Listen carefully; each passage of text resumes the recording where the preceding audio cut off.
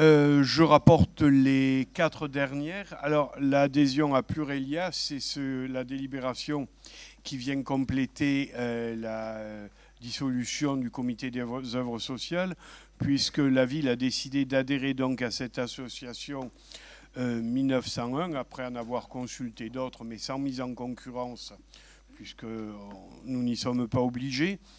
Alors, ça va coûter ramener à chaque agent un peu plus cher que le COS, puisqu'on arrive exactement à 99 euros par agent. Mais en même temps, à partir du moment où on avait un COS porté par des agents municipaux, il y avait un certain nombre de jours de décharge, en l'occurrence 90 jours. Donc d'un point de vue financier, on fait quitte. On a invité les agents que cela intéressait à venir participer à la présentation.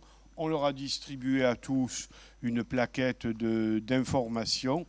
Donc pour cette année et pour l'année prochaine, on travaillera donc avec Plurelia pour ça. Et puis on évaluera le degré de satisfaction des agents municipaux concernant ce changement de fonctionnement. Bon, je rappelle que d'autres villes adhèrent ou d'autres établissements publics adhèrent à Plurelia, apparemment avec beaucoup de satisfaction. Des questions ? Donc, je mets aux voix qui est pour, qui est contre, qui s'abstient, adopté. Je dis aussi que c'est en voyant la suivante que j'y pense, que cela couvre aussi bien évidemment l'établissement public qui est le CCAS. À ce propos, nous créons un comité social territorial commun pour la ville des Pennes-Mirabeau et son CCAS. Ce CST fusionne en fait le CTP et le CHSCT conformément au changement de loi. Alors, j'étais à l'époque au Sénat lorsqu'il y avait eu un débat là-dessus. À titre personnel sur la ville, donc bien sûr nous obéissons à la loi, mais je serai particulièrement vigilant avec Agnès pour que le volet santé des agents municipaux ne soit pas, je dirais, escamoté dans le cadre des conseils auxquels vous participez régulièrement. Qui est pour ? Qui est contre ? Qui s'abstient ? Adopté. Alors, composition du comité social territorial.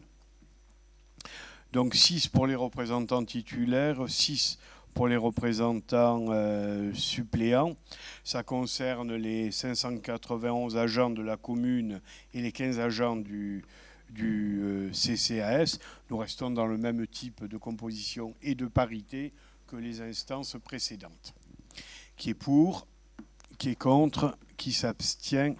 Adopté. Enfin, la dernière délibération, qui est un recrutement d'adjoints techniques pour pallier des vacances de poste.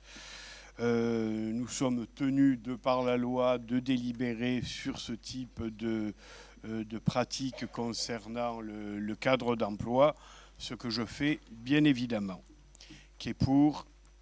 Qui est contre ? Qui s'abstient ? Adopté, 2 abstentions. Merci, le conseil est terminé. Je vous souhaite de bonnes vacances d'été.